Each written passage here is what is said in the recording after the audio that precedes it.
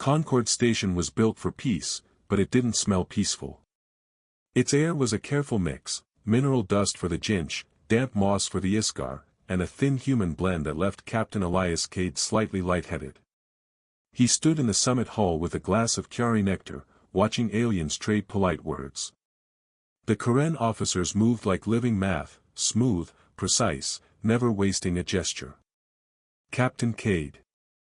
Fleet Admiral Anil approached, voice a low harmony. A successful gathering. Looks that way, Elias said. Anil's head tilted. A cultural question. Your ship registry lists names that your own archives label as monsters. Manticore. Leviathan. Behemoth. Your command, HNS Grendel. Why attach terror to defensive tools? Elias had learned not to laugh. Because it's a reminder, he said. The dark has teeth. If we pretend it doesn't, we die. Fear reduces efficiency, Anil replied. Fear also teaches respect, Elias said. Humans survive by treating unknown things as dangerous until proven otherwise. Anil seemed ready to push back, but a soft chime interrupted. A junior aide whispered into his ear. The Admiral's calm tightened into something hard. Excuse me, Anil said, and left at a speed that didn't fit his usual control. By morning, the bulletin explained why. A coalition scout cutter, Quick Glimmer, had missed its check-in near a newly charted TriStar system labeled ARC-19. The region held an unusually stable gravity knot at the edge of the system. The report called it overdue, presumed navigational casualty. The Council's response was instant: mark the area hazardous and send a science vessel, Curious Proof, to observe from a safe distance. It was clean. Logical. And to Elias, it sounded like a bedtime story told to stop a child from asking questions. In his quarters, he pulled the raw transmission packet from Quick Glimmer's final second. Most of it was normal telemetry. Then the last millisecond hit, tagged as signal degradation. Elias ran it again, slower, through different filters. The degradation didn't fade like normal static. It spiked, sharp and violent, like every sensor was forced to scream at once before going dead. That wasn't drifting into a gravity well. That was impact. Elias zoomed out the star map. ARC-19 sat off the main trade lanes, but not far. Close enough for a threat to move from empty space into crowded space. He opened a secure channel. Chief Engineer O'Rourke appeared, tired eyes and a chipped mug in hand. Chief, Elias said, I want a full pre-launch diagnostic. Dampeners, hull field, and the tether conduits. Cycle them hard. O'Rourke's expression changed, all humor gone. We weren't scheduled to fly. We might be soon, Elias said. He kept staring at the silent dot labeled ARC-19. Something out there doesn't feel like a place. It feels like a hunter that learned the map. O'Rourke nodded once. I'll wake the ship. Elias ended the call and listened to the station's quiet hum. The Council would wait for Curious Proof to report back. They would call it data. Elias suspected the next transmission would be something else entirely, and the galaxy would finally learn why humans put monster names on their hulls. Because if Curious Proof went silent too, the summit wouldn't be asking about traditions anymore. They'd be begging the Grendel to become the monster on their side. They asked why humans named they. By noon, the summit hall was no longer full of music and polite speeches. It was full of sharp voices and bright holograms. Captain Elias Cade stood in the center ring while the Concord Council formed a half-circle around him. Admiral Anil watched from the higher tier, arms folded behind his back, calm but alert. A Karen science delegate, Master Rowe, spoke first. Our approach is simple. We mark ARC-19 as forbidden and we observe from distance. A rescue attempt risks more losses. Elias kept his tone steady. With respect, you're already losing ships. You just haven't admitted it yet. Rowe's eyes narrowed. You have proof that a predator exists. Elias tapped his tablet. The room's main projection shifted. Telemetry lines appeared, then froze on the final second of the quick glimmer's data. This is not a drift, Elias said. This is not a gravity slip. Look at the spike pattern. Every sensor screams at the same time: thermal, pressure, magnetic. Then silence. Rowe leaned closer. Could be collision. Collision with what? Elias asked. There was no debris field reported. No asteroid track. No warning. A different delegate, the moss-suited Iskar representative, murmured, maybe a small black hole. Elias shook his head. A black hole doesn't peel a ship open. It crushes it. It doesn't slice it clean. That got a quiet pause. Even the confident voices lost a little shine. Admiral Anil finally spoke. Captain Cade recommends a manned reconnaissance and recovery mission. Rowe's crest flared. Humans are too eager to chase danger. Elias met his gaze. We're not eager. We're trained. There's a difference. Another council member asked, and you propose using your ship? Grendel. The word moved through the room like a cold draft. Several delegates looked uncomfortable, as if the name itself carried teeth. Yes, Elias said. Grendel has the strongest hull field in this sector. We can approach, scan, and pull back if needed. Rowe's voice sharpened. You humans truly think naming a ship after a nightmare improves survival? It doesn't improve the ship, Elias replied. It improves the crew. When we step into the dark, we don't lie to ourselves about what it is. Admiral Anil glanced at the council. A compromise. The Grendel goes, but with an observer from the coalition to ensure shared protocol. A Karen officer stepped forward from the side. Tall, silver-gray skin, calm eyes. Commander Voro Tash, he said. I will accompany. Voro's gaze landed on Elias like a measuring tool. I will record your methods, Captain. And your traditions. Elias nodded. Fine. Just don't stand in my way when things get ugly. 2 hours later, the Grendel undocked. Inside the ship, the lights warmed to deep amber. The metal deck vibrated with the steady pulse of engines waking up. Chief O'Rourke met Elias near the main lift and gave a grim smile. All systems green, O'Rourke said. And the crew's asking the usual question. Elias already knew it. They want to know what we're hunting. O'Rourke's smile faded. No, Captain.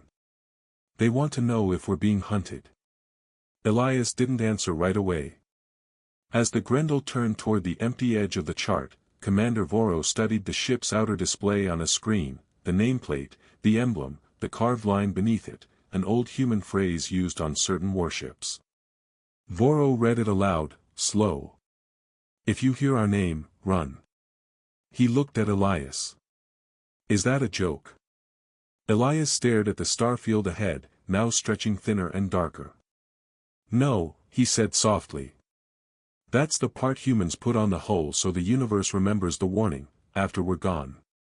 And in the next moment, the long-range comm receiver clicked once, and a distant signal whispered back, clear as speech, using a human pattern it should not have known. Grendel. The bridge went quiet after the receiver whispered, Grendel. Not because the crew didn't understand the word. Because the word was theirs. Elias stepped closer to the comm station. Replay that. The audio played again. Same tone. Same timing. Same strange clarity. It sounded like a human voice, but not like anyone on the ship. It was too clean. Too calm. Like a recording polished until it lost the small human flaws. Commander Voro watched the waveform. That was a direct address. Not random noise. Or a trap, O'Rourke muttered from behind. Elias nodded. All stations, red protocol. No open channel replies. No broadcast pings. We observe first. A few crew members exchanged looks. Red protocol meant one thing: treat space like it had teeth. The Grendel moved forward, engines low, like a big animal walking through tall grass. On the forward display, the star system R-19 looked normal at first. 3 pale suns. A ring of thin dust. 2 cold planets, 1 cracked moon. The only strange thing was the gravity knot, like a tight fold in space sitting near the system's edge. Voro leaned in. Your charts called it stable. They were wrong, Elias said. The gravity knot wasn't stable. It was held. The sensors showed it like a tightened fist, squeezing the local spacetime. The readings didn't drift like natural gravity. They pulsed, small changes in rhythm, like breathing. O'Rourke's jaw tightened. Captain, that knot is acting like a machine. Elias felt a cold weight in his stomach. Or a living thing. They approached slowly. The bridge lights dimmed as the ship moved into deeper shadow. Every few seconds, the comm receiver clicked, tiny, quiet sounds like someone tapping a nail against metal. Stop, Elias ordered. The Grendel halted at the edge of the anomaly. The ship's hull field brightened, invisible but present, like an unseen shield. Commander Voro spoke in a controlled tone. We should send a probe. Elias gestured. Do it. Silent probe. No active signals. A drone launched from the bay, a small dart of metal sliding into the dark. Its feet appeared on the bridge, stars, dust, then a slow drift toward the gravity knot. At first, everything looked fine. Then the drone's camera caught something that didn't belong. A shape. Long pale. Curved like bone, but too smooth.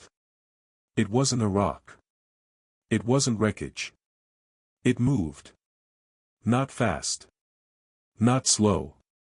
Just certain. Like it already knew where the drone would be. The drone's feed flickered. The shape turned slightly, and the stars behind it bent, as if the object carried its own gravity. Voro's voice dropped. That is not a natural body. Elias didn't blink. No. That's a mouth. O'Rourke swore under his breath. Captain, it's opening.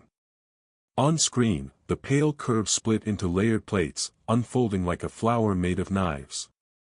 The drone sensors began to spike, heat, radiation, magnetic pressure, all rising together. Elias clenched his fist. Pull the drone back. The tech snapped, it's not responding. It's.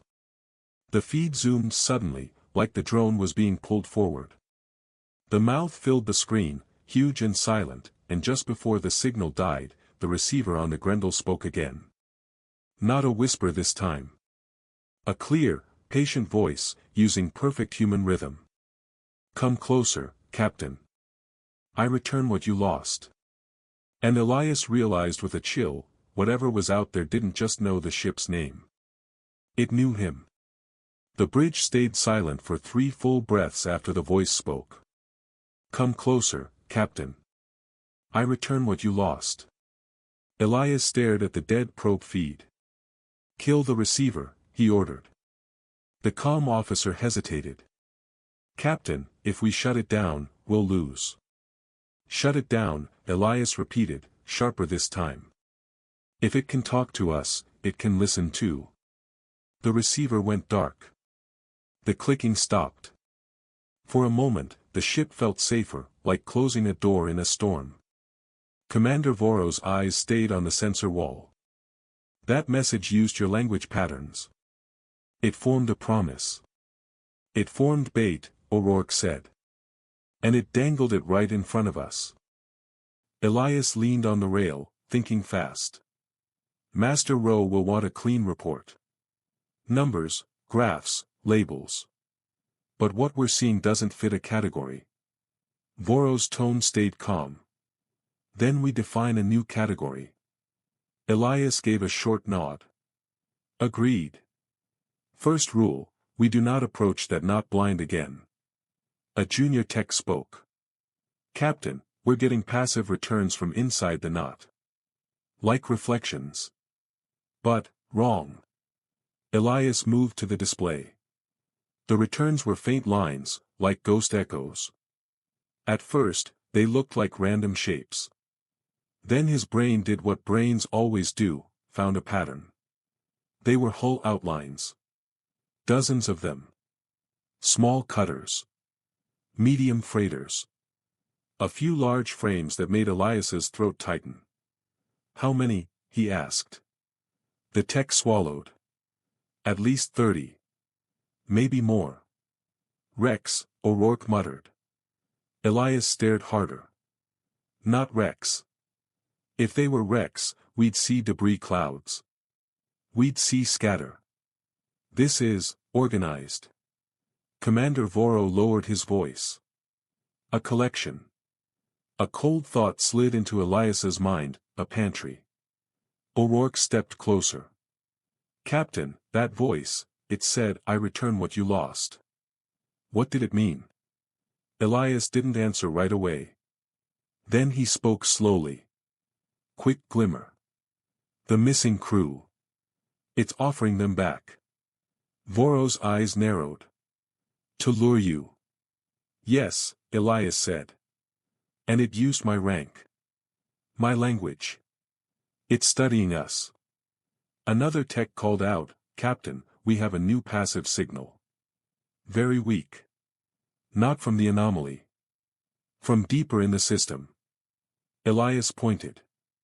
Put it on screen. A thin line of data appeared.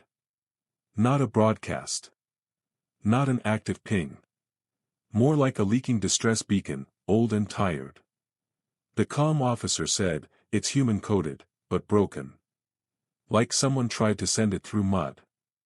Elias felt his pulse rise. Source. The tech highlighted a location, a dark belt near the second planet, far from the gravity knot. O'Rourke frowned. That's not where Quick Glimmer vanished. No, Elias said. Which means either something moved the beacon, or someone is trying to pull us away from the knot. Voro's expression tightened. A second trap. Elias looked between the two threats, the fist of space at the edge, and the weak human-coded leak deeper inside. He knew what the council would say, retreat and mark it forbidden. But retreat wouldn't stop a hunter that had already learned how to speak.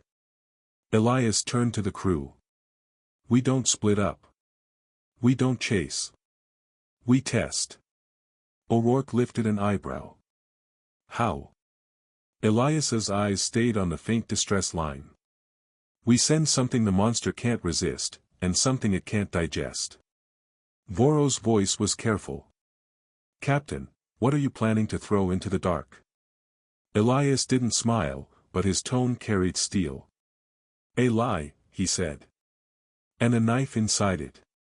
And as he spoke, the ship's dead receiver flickered once by itself, like an eyelid opening, and a final whisper slipped through, soft and pleased. Yes. Bring it. Elias gathered his senior crew in the briefing bay. The room was small, metal walls, one long table bolted to the floor. A ship built for hard choices didn't waste space on comfort.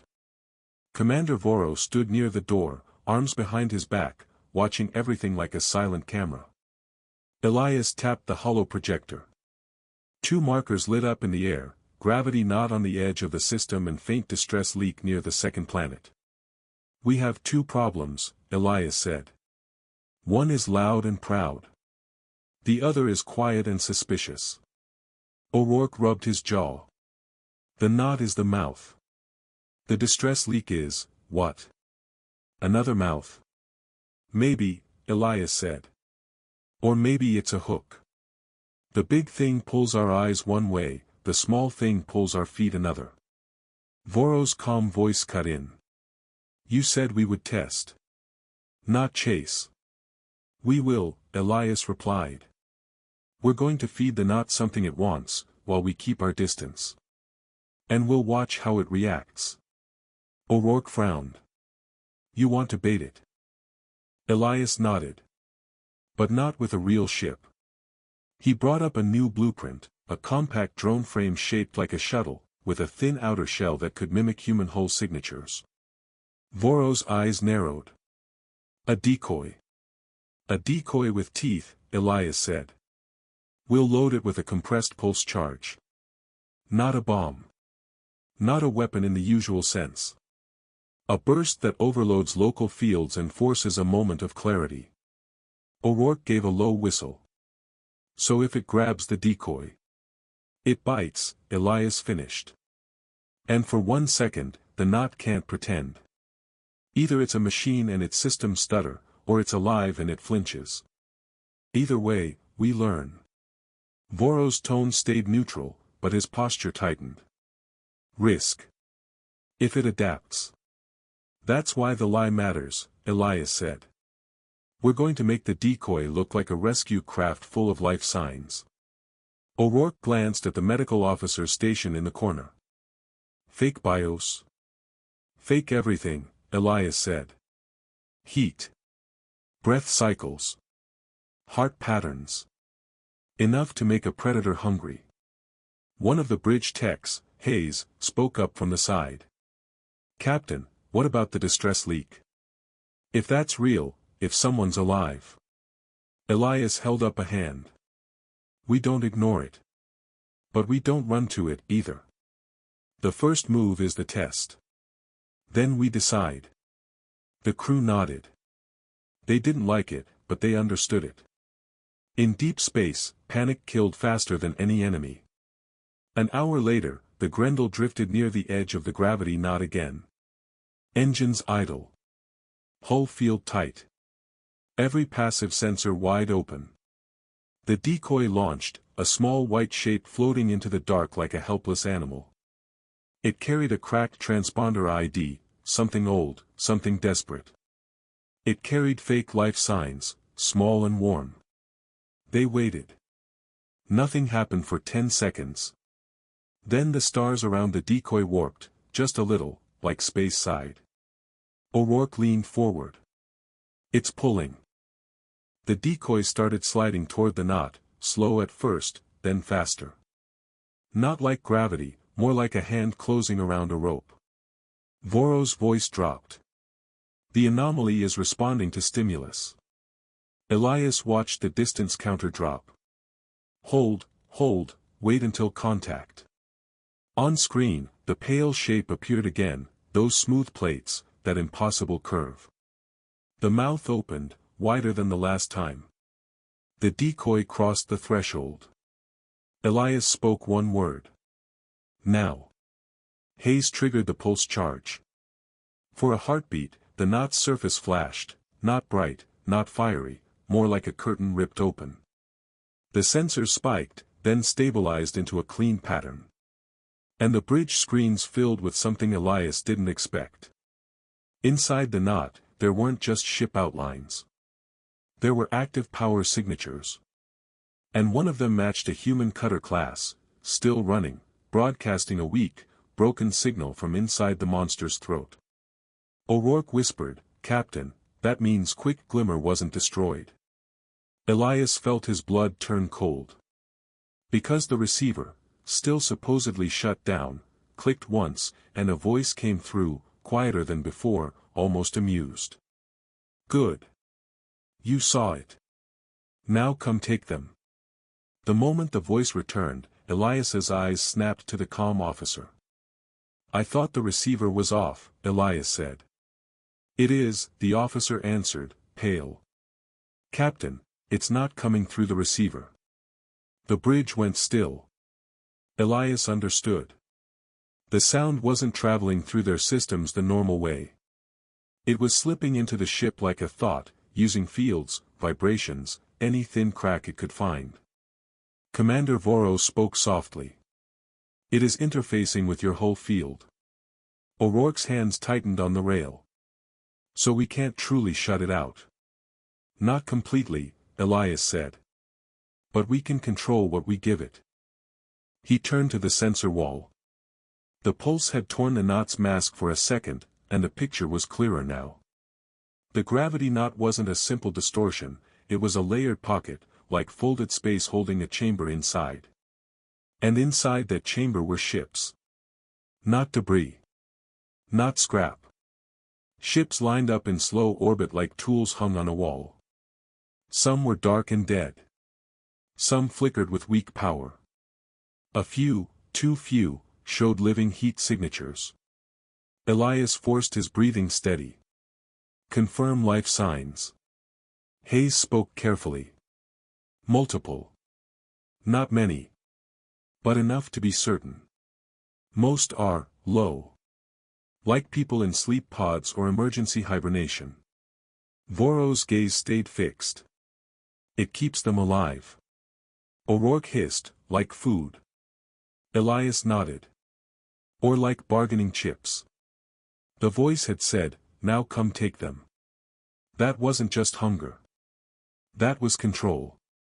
Elias pointed to the weakest active signature, one matching a cutter, human-built. Is that quick glimmer? Hayes ran a comparison. Hull profile matches. Power pattern matches. It's wrapped in interference, but yes. It's probably them. A lump formed in Elias's throat. If they were alive, they were suffering. If they were alive, the monster was letting them be alive. He hated that thought most of all. Voros' tone was measured. Your test provoked it. It may escalate. Then we stop playing by its rules, Elias said. O'Rourke stepped closer. Captain, if we try to pull quick glimmer out, we'll have to enter the knot. That means crossing its threshold. Not with the Grendel, Elias replied. Not yet. He brought up another system schematic. We have tether drones. Heavy ones. We can fire a line, latch onto the cutter, and pull from outside. Hayes swallowed. Captain, the knot bends distance. A tether might not behave like a tether. True, Elias said. But it's better than driving our whole ship into its mouth. Voros' eyes narrowed. And if it bites the tether? Then it bites something that bites back, Elias said. O'Rourke gave a sharp grin. You're thinking of the anchor charge. Elias nodded. The gravitational anchor. If we can stick it inside the fold, it'll try to force local space to behave like normal. It won't collapse the knot, but it might weaken its grip long enough to pull one ship free. Voros' calm voice turned slightly tense. That is an aggressive action. It already took our people, Elias said. That makes this a rescue. They moved quickly. In the cargo bay, crew members rolled out the tether drone, a thick-bodied unit with magnetic claws, a spool of reinforced line, and a sealed canister, the anchor charge, mounted beneath like a heavy heart. Elias watched the crew check seals and clamps. Every movement was practiced, but he could see fear in the small pauses, the tight shoulders, the swallowed breaths. He understood them. The enemy wasn't a fleet. It wasn't a pirate. It was a place that could speak. Back on the bridge, the Grendel returned to the edge of the knot. The chamber inside seemed to pulse faintly now, like it was awake and watching. Launch tether drone, Elias ordered. The drone shot forward, line paying out behind it. It crossed the boundary. And for a second, the feed went sideways. Angles twisted. The stars bent. The drone's camera showed a glimpse inside. A corridor of folded darkness. And along that corridor, ships hung in slow motion, some crushed, some intact, like flies in amber. Then the drone steadied and latched onto Quick Glimmer's hull with a heavy clank. Hayes exhaled. Latch confirmed. Elias leaned forward. Begin pull. Slow. The tether line tightened. The drone's motors screamed. The cutter's outline shifted. And the entire knot responded. Space rippled outward, not like a wave, but like a muscle flexing. The tether line vibrated, humming with pressure. O'Rourke's voice rose. Captain, it's resisting. Hard. Elias saw the field meters spike. The Grendel's hull field held, but the strain climbed. Then, without warning, the voice spoke again, not amused now. Angry. Mine. And the tether line, reinforced metal and smart weave, began to frost over, then blacken, as if something was eating the material itself. Hayes shouted, "Captain! The line is degrading." Elias's mind raced. If the tether snapped, the drone and quick glimmer would be pulled deeper, maybe forever. If he cut it, he'd abandon living crew. "Trigger the anchor charge," Elias ordered. Hayes slammed the control. Inside the knot, the anchor canister ignited with a silent flash. For a breath, the fold brightened, like a clenched fist forced open. Quick glimmer lurched. The tether line stopped degrading. The cutter moved, slowly, toward the boundary. Elias's hands tightened on the rail. Pull. Pull now. The Grendel's winches groaned. The cutter's nose emerged, half in normal space, half still wrapped in a fold like a hand around a throat. Then the voice came again, quiet and deadly. "If you take one.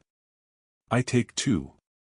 And suddenly, the weak distress leak near the second planet spiked into a full scream, broadcasting human emergency codes at maximum power. As if someone had just been grabbed. The bridge lights flashed as the distress leak near the second planet turned into a full, screaming alarm. It wasn't just a weak signal anymore. It was a perfect human emergency broadcast, clean, loud, and desperate. Hayes looked up, face tight. "Captain, that's a human code. Real format. Real sequence." Commander Voro's voice stayed steady, but his eyes sharpened. "It can copy your protocols. It can perform your panic." Elias didn't answer. His focus stayed on the cutter half trapped in the fold. Quick Glimmer's nose was out, but the rest of the ship was still inside the knot like a fish caught in a net. O'Rourke pointed at the tether strain graph. "We've got seconds before the anchor charge fades. If we stop pulling now, we lose them." Another alarm cut in, deeper, harsher. "Engineering." O'Rourke's calm cracked open. "Bridge, this is engineering. Hull field is getting pulled. Not by thrust. By pressure. Like something is trying to turn our shield inside out." Elias's stomach tightened. The monster had promised, "If you take one, I take two." He didn't need to guess what two meant. It could be a ship. It could be a section of the Grendel. It could be a person. Voro stepped closer. "Captain, the second signal might be bait. It may be trying to split your attention." Elias stared at the distress broadcast. It was coming from deep in the system, but it felt close, too close, like the monster was holding it up to their face. Then the signal changed. A human voice, broken, tired, spilled through the speakers, but Elias raised his hand before anyone could speak. "Mute it," he ordered. Hayes hesitated. "Captain, it could be a survivor." "Mute it," Elias repeated. "Now." Hayes killed the audio. The waveform still danced on screen, but the bridge went quiet again. Voro's brows lifted slightly. "You do not want it to hear you react." Elias nodded. "It learns through feedback. Through our answers. Through our emotions." O'Rourke barked, "Captain, we don't have time for lessons. Quick Glimmer is right there." "I know," Elias said. His voice stayed calm, but inside he felt like glass under pressure. "Pull continues. But we don't chase the new signal. Not yet." He turned to Hayes. "Give me a tight beam scan on the source only." "Passive." No replies. Hayes worked fast. The scan rendered a shape near the second planet's belt. Elias frowned. "That's not a beacon." Voro leaned in. "It is a ship." On the display, an outline appeared, one of the captive hulls from inside the knot. It was moving, drifting in open space, broadcasting distress codes like a siren. O'Rourke's eyes widened. How did it get out? Elias felt the answer before he said it. It didn't escape. It was released. Released like a thrown bone. Released like a warning. Engineering cut in again, louder. Captain. The whole field is bleeding energy into the knot. It's drawing power through us. Elias snapped, can you isolate the field emitters? Trying. O'Rourke answered, already turning to sprint out of the bridge. But it's like it has a hand inside the circuits. The tether winches screamed. Quick glimmer slid another meter outward. The fold around it pulsed, angry, and the edges of the knot shimmered like skin stretched too tight. Then the muted distress signal flared again on the screen, no longer coded, no longer formal. Just one word, shaped perfectly in Elias's own voice. Elias. Not Captain. Not Grendel. His name. And as the knot pulsed, the stars around it bent inward, like the monster was taking a breath to swallow the whole ship next. Hearing his own name on the screen felt like someone pressing a cold finger against Elias's spine. Not because the sound was loud. Because it was personal. Commander Voro watched him carefully. It is changing strategy. It's trying to get inside my head, Elias said. It already is, Hayes murmured, eyes on the waveform. Captain, it keeps repeating it. Like it wants you to answer. Elias didn't answer the screen. He didn't even blink. He forced his mind back to physics, angles, systems, anything that wasn't fear. Status on quick glimmer, he asked. Hayes checked.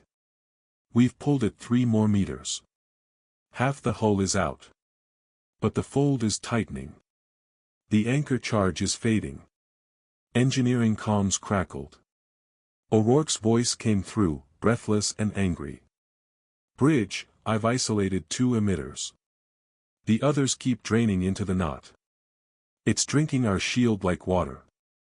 Can you hard-cut the field? Elias asked. O'Rourke hesitated a fraction. If we drop it completely this close, we'll be naked in the bite range. Elias's jaw tightened. Then don't drop it. Shape it. Voro tilted his head. Explain. Elias pointed to the holographic model of the knot.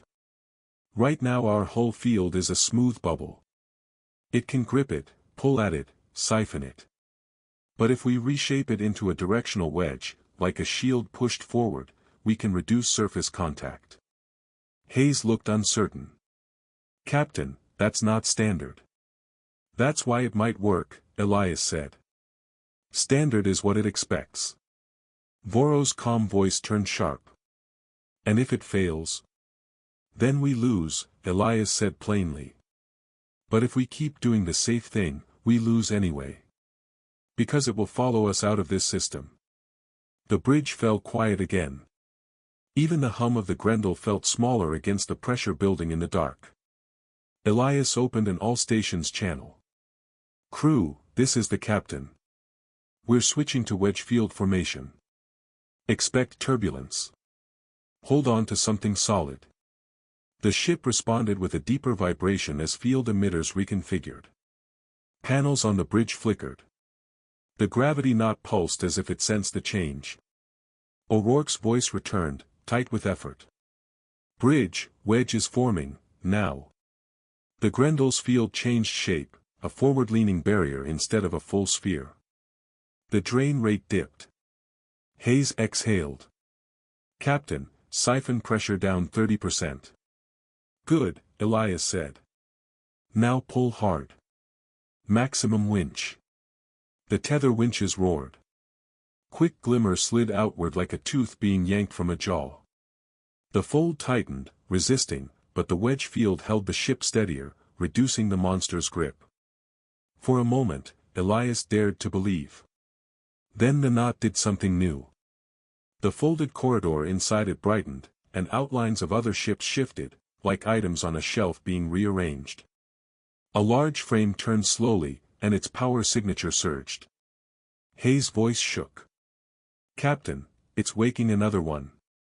Voro's eyes narrowed. "It is preparing, too." Elias watched the model. A second ship, larger than quick glimmer, began moving toward the boundary from inside the fold, as if being pushed. "Why would it push another ship out?" Hayes asked. Elias felt the answer. "Because it doesn't need it anymore." The second hull slammed against the boundary like a body thrown into a doorway. The space around it rippled. The Grendel's wedge field shuddered. O'Rourke shouted over comms, "Captain. Impact wave hit the forward emitters. Wedge is destabilizing." The screen flashed warning red, field coherence dropping. Elias gripped the rail. "Reinforce forward emitters. Route emergency power." O'Rourke barked back, "Doing it." And then the muted waveform on screen changed again. The voice stopped saying Elias's name. Instead, it spoke in a softer tone, almost gentle, like a friend leaning close. "You can have them back. Just step inside." Voro's face tightened. "It wants consent. A voluntary entry." Elias's blood ran cold. Because a human name is a door. He understood the twist now. The monster wasn't only pulling with gravity. It was pulling with choice.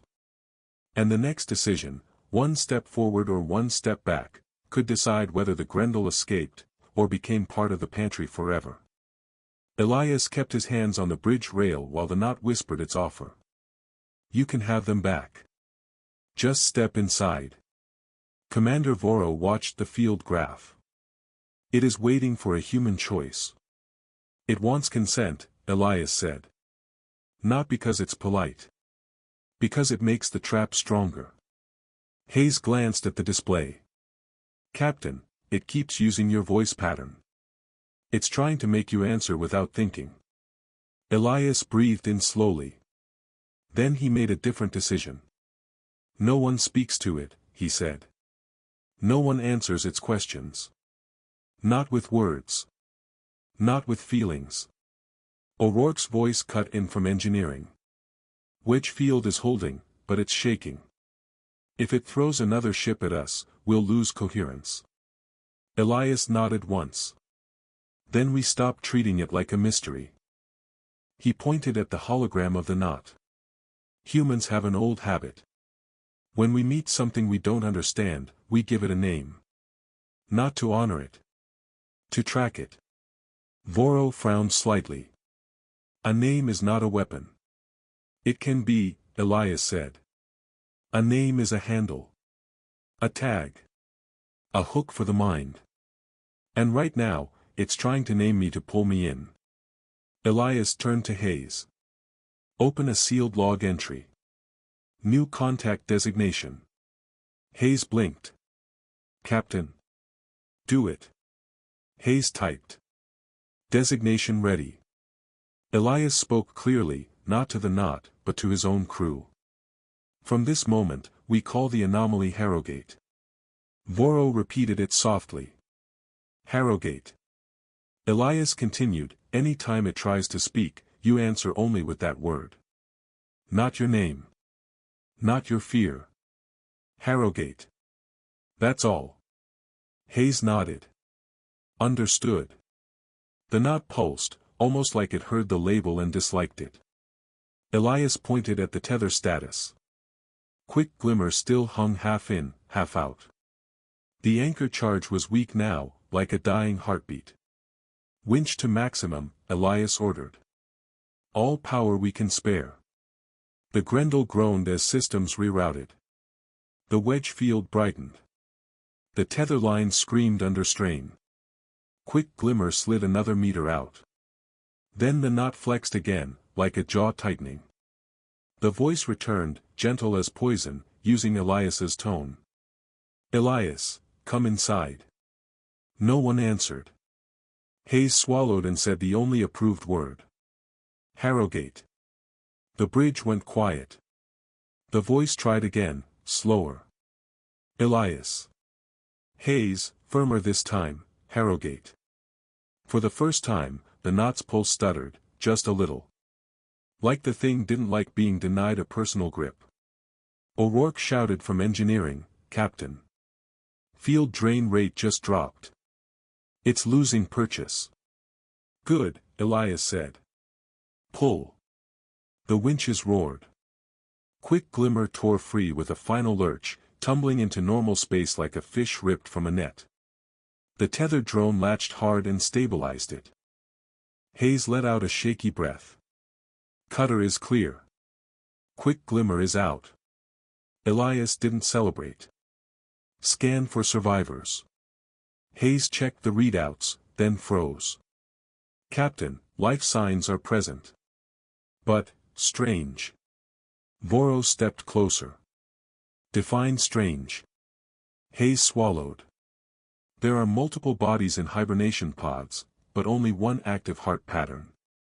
Elias's blood went cold. One awake. Yes, Hayes whispered. And it's moving. Elias stared at the rescued ship drifting beside them, dark and silent. Then, without any external command, quick Glimmer's cabin lights flickered on, one by one, like eyes opening in a dead face. And a voice came through the internal comm channel, calm and familiar. Captain, thank you for letting me out. The voice came through the Grendel's internal channel like it had always belonged there. Captain, thank you for letting me out. Elias didn't move for a full second. His eyes stayed on the drifting cutter, Quick Glimmer, now lit from inside like a waking animal. That channel is closed, Hayes whispered. We never linked it. Commander Voro's jaw tightened. Then it is not using a channel. It is using proximity. O'Rourke's voice snapped in from engineering. Captain, tell me you're not about to bring that ship into our bay. Elias kept his voice calm. No docking. No boarding. No physical contact. On the main screen, Quick Glimmer rotated slowly, showing burn marks near the stern, like it had scraped something rough and alive. The tethered drone held it steady, but the cutter felt wrong. Too quiet.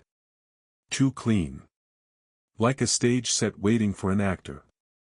Elias opened a narrow beam to the cutter, one way only, without giving it access back. Identify yourself. A pause.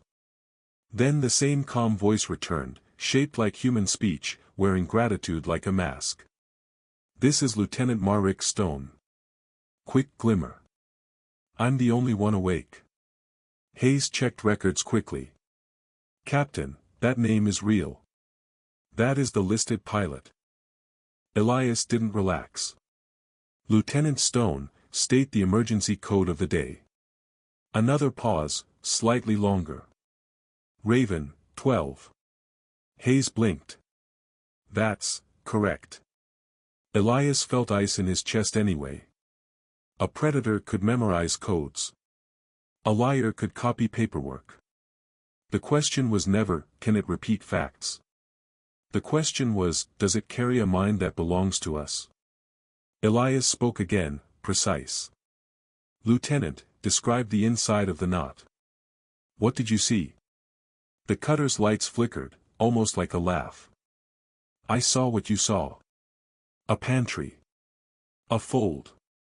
Ships on hooks. Voro's eyes narrowed.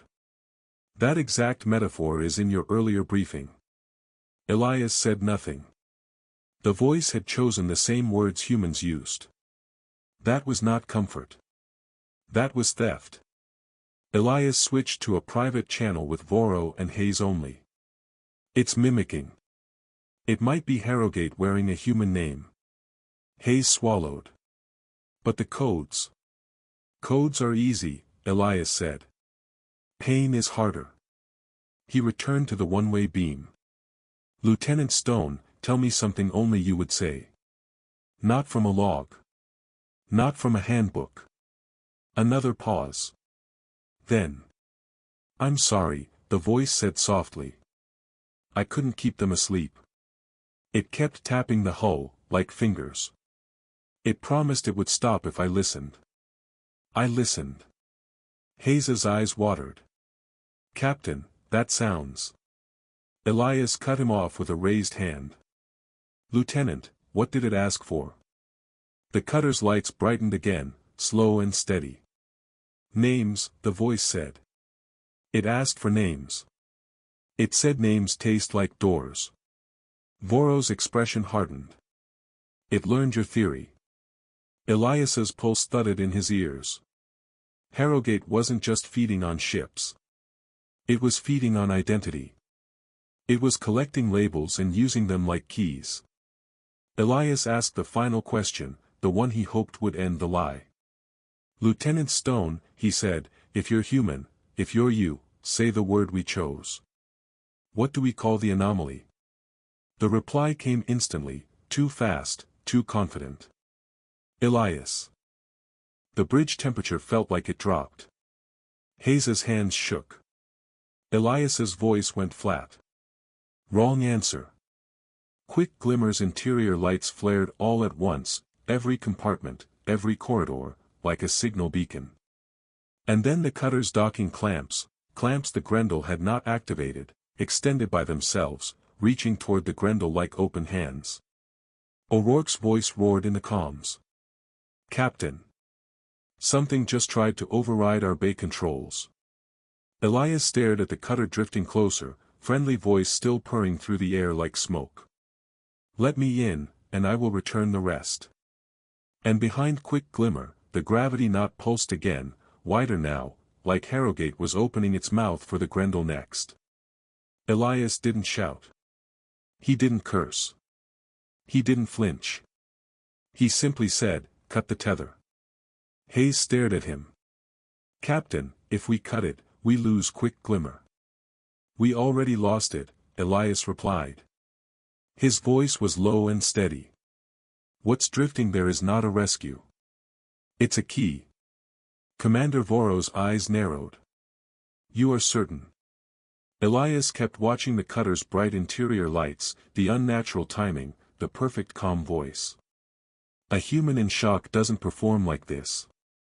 A survivor doesn't reach for our bay controls like they own them. On screen, quick glimmers clamps extended again, twitching like fingers. O'Rourke's voice came from engineering, strained. Captain, override attempts are hitting us in waves. It's not hacking. It's pushing. Elias nodded once. Harrogate is using that ship as a bridge. If we let it dock, we invite it inside our hull. The voice purred again, soft, almost kind. Elias, don't you want them back? No one answered with names. No one answered with fear. Hayes swallowed and spoke the only approved word. Harrogate. The cutter's lights flickered, irritated. Elias pointed to the weapons officer. Target quick glimmers clamp assembly. Non-lethal if possible. Disable only. Voros' tone sharpened. That is still firing on your own vessel. It's not ours anymore, Elias said. It's a tool being held in someone else's hand. The weapons officer took a breath. Ready. Elias didn't hesitate. Fire. A tight pull struck the cutter's clamp assembly. Metal warped. One clamp snapped inward, smoking. Another jerked, then went limp. The calm voice changed for the first time. Not angry.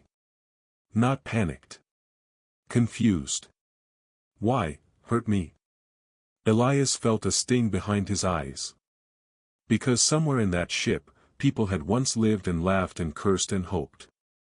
Now it was just a costume. Because you're wearing a dead man's face, Elias said quietly. The knot behind the cutter pulsed, brighter, wider, like it was preparing to surge forward. The bridge alarms rose again. O'Rourke yelled, Captain. The fold is expanding. It's trying to pull everything, us, the cutter, the drone, into the pocket. Elias snapped, wedge field to maximum. All forward thrust. Now. The Grendel's engines thundered. The ship leaned into motion like a charging beast. The wedge field flared, pushing against the pole. But Harrogate had prepared for this. The gravity knot widened like a throat, and the starfield bent inward.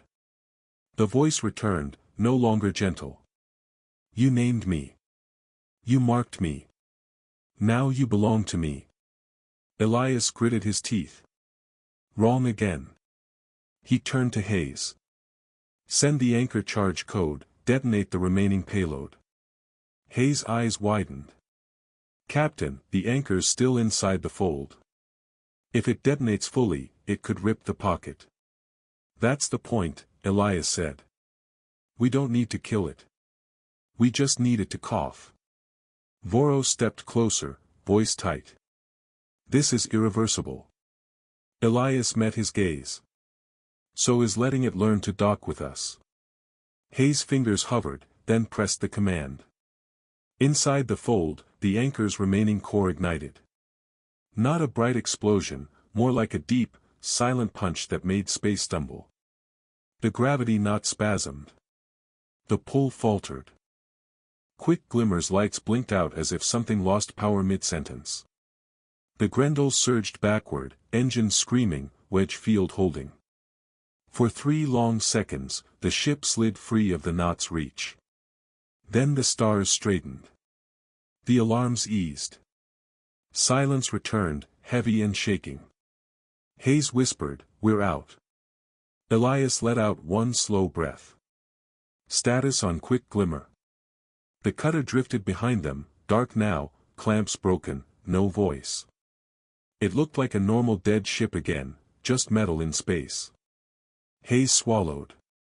No active signal. No override attempts. It's quiet. Commander Voro stared at the shrinking knot on the viewscreen. You sacrificed them. Elias shook his head, eyes hard. No. Harrogate sacrificed them the moment it took them. I refuse to let it use them to take more. A long pause passed as the crew watched the knot tighten again, smaller now, wounded but alive, still sitting at the edge of the system like a patient predator. Voro's voice softened slightly. What now? Elias looked at the council beacon, still blinking in the corner of the display, waiting for a clean report, waiting for a safe answer. He spoke to the crew first. We leave. We warn. And we come back with more than one ship. Then he keyed the external recorder, voice firm and clear for the coalition. This is Captain Elias Cade of the HNS Grendel. We encountered a hostile spatial entity. It can mimic human language and codes. It uses ships as bait. It seeks names. Do not answer it with personal identifiers. Designation for all reports, Harrogate. He paused, then added the part that mattered most. If you hear your own voice calling you from the dark, it's not you. It's the door it wants you to open. The Grendel turned away, engine steady, carrying its crew home with a warning carved deeper than metal. And far behind them, at the edge of R-19, the gravity knot pulsed once, slow, thoughtful, like something that had just learned a new kind of hunger. 3 days later, Concord Station stopped smelling like peace. The docking ring around it filled with ships, coalition ships, human ships, even a few heavy Karen frames that normally stayed far from danger. They arrived without music, without speeches. Only quiet engines and hard faces. Captain Elias Cade stood in the war room while a new map of R-19 floated above the table. The gravity knot was marked in red. Under it, a single word had been stamped into the official record. Harrogate. Commander Voro was there too, still calm, but not mocking anymore. He had watched the knot speak. He had watched it wear a human voice like clothing. Admiral Anno entered and placed a thin data slate on the table. The Council has approved your protocol. No one answers it with personal names. No open channel discussion near the anomaly. All crews use a shared call sign only. Elias nodded. Good. If it can't grab a name, it can't grab a mind as easily.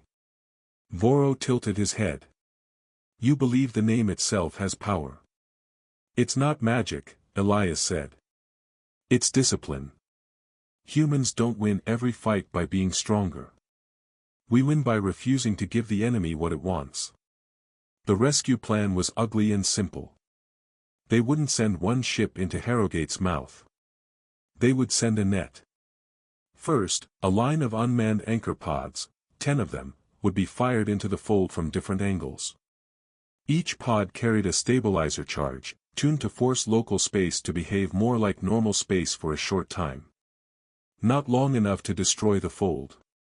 Long enough to make it stop cheating. Second, they would deploy cold shells, lifeless drone hulls with no heat and no voices. If Harrogate grabbed them, it gained nothing. Third, the real rescue would happen only in the narrow window when the fold stuttered. Tether teams would pull out any ship with living heat signatures, then cut free and run. Elias didn't pretend it would save everyone. But it could save someone. When the fleet reached R-19, Harrogate was waiting. The knot pulsed like a slow eye-opening. The comm decks hissed with quiet, familiar clicks. The voice tried again, soft and patient. Elias. No one answered. 100 trained throats said the same word instead, calm and flat. Harrogate. The knot shivered. The pulse became uneven. Fire anchors, Elias ordered. The pods shot forward like silver darts. One by one they vanished into the fold and ignited. Space tightened, then loosened, like a clenched hand forced to relax. For the first time, the fold stopped acting like a perfect trap. On the sensor wall, the pantry inside became clear, ships hanging in slow orbit, some crushed, some intact. And there, among them, were several weak but real-life signatures. Window open, Hayes said, voice controlled. 30 seconds. Tethers out, Elias said. Lines flew. Drones latched. Winches screamed. One ship came free. Then another. A small coalition cutter emerged with its lights blinking wildly, like it had forgotten how to be alive. A second ship drifted out behind it, scarred but intact. Then Harrogate reacted, violent now. Give them back. It tried to pull the fleet. It tried to drink the shields. But the crews didn't panic. They didn't argue. They didn't speak names. They only worked. At the end of the window, Elias made the hard call. Cut. Full retreat. The fleet pulled away as the fold snapped back into its tighter shape, wounded and furious, but denied its favorite meal. Back on Concord Station, the rescued survivors were moved into secure care. Some were silent. Some shook. Some could only repeat one thing. It wanted names. Admiral Anil visited Elias at the observation window days later. Beyond the glass, the Grendel rested with fresh repairs, its monster nameplate shining. Anil spoke quietly. Your tradition makes more sense now. Anil spoke quietly. Your tradition makes more sense now. Elias didn't smile. We name ships after monsters to remind ourselves of two truths. First, there are monsters. Second, sometimes, the only thing that saves you, is becoming the kind of monster that protects others. Anil looked at the stars. And Harrogate? Elias's eyes stayed hard. It's still out there. But now it has a name that the whole fleet knows. And every crew knows the rule. He tapped the glass once, like sealing a promise. If it calls you with your own voice, Elias said, you don't answer. You don't open the door. Outside, the Grendel's lights dimmed into night mode, quiet and ready. And for the first time since R-19, the station smelled a little more like peace, because the galaxy had learned the warning humans had carved into steel all along. Some things don't need kindness. Some things need a monster that says no and means it. Let this message ignite your faith, rekindle your hope, and spur you to stand firm on your journey. Thank you for staying with me to the end. If this story stirred your heart, drop a like, share this video with someone who needs it, and hit that subscribe button to catch more content like this. May God's blessings overflow in your life, and I'll see you soon.